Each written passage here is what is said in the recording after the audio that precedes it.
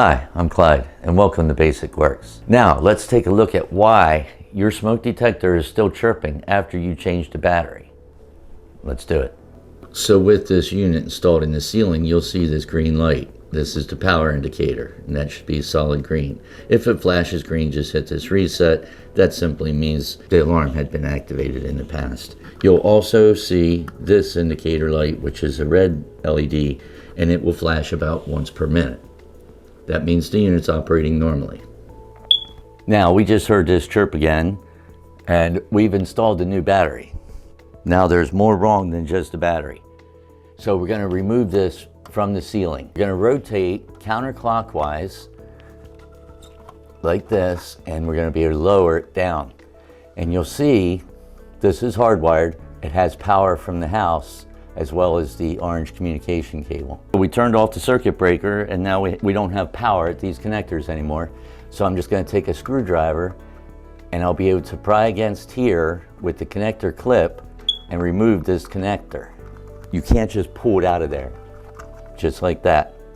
So we removed it from the ceiling. We're going to cover our speaker once, twice, 3 times. We hear the alarm. That's the test button for the alarm. Okay, then this battery's good. There's nothing wrong with this. Because if you had a dead battery, it wouldn't be doing this alarm test. That means we have a problem with a different unit. We let this out here and we walk to the room where we heard chirping. It could be anywhere. So let's check and locate the one that is chirping. Here's scenario number 2. We disconnected the power, we removed it from the ceiling.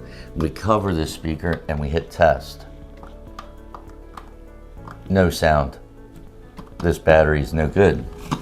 So we open this door for the battery, take this one out. We make sure we have a known good battery. The manufacturer lists the Duracell MN1604 as one of the batteries that's acceptable for this unit. You'll notice the date stamped here, expiration date. That's how long the manufacturer guarantees this battery to be good for. So what we do now is we check the orientation. The positive and negative have to be going to the right terminals. And on the battery door, you can see there's a large opening and a small opening here. That's because there's a large terminal post and a small terminal post. So we have to make sure we have the battery aligned so that the large post is going to the large opening, and then it'll fit right in. Also, you'll notice these 2 terminals. This is what connects the power from the battery to this circuit board when we close this. It is possible that you got the battery put in with the terminals at the wrong end.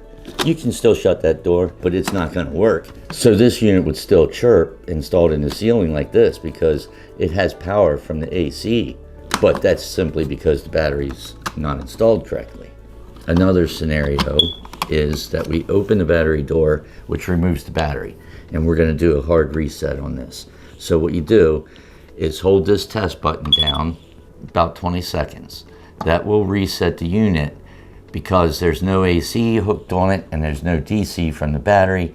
That's going to reset all the internal programming so it has no stored errors or anything like that. You'll notice when this was chirping, it was 1 chirp about once per minute.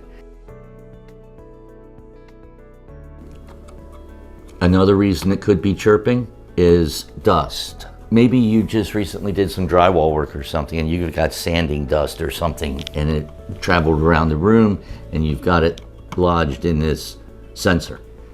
You can take a can of compressed air and blow this out, take a vacuum with the brush attachment, vacuum everything out good, test it again, make sure it's not bad. Okay, another possibility. If you turn this unit over, you're gonna see a date stamped on here. These units only last for like 7 to 10 years or so. And in this scenario, you would just replace these units because they're past 7 to 10 years.